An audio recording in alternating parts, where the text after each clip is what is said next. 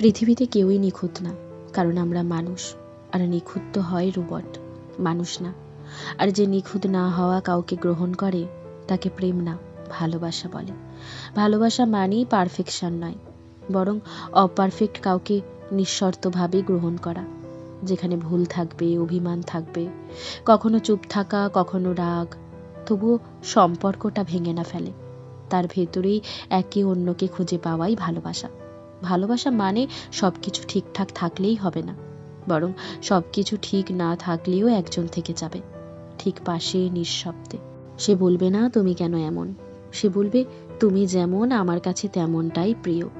এই গ্রহণযোগ্যতাই ভালোবাসার সবচেয়ে নরম, সবচেয়ে গভীর রূপ।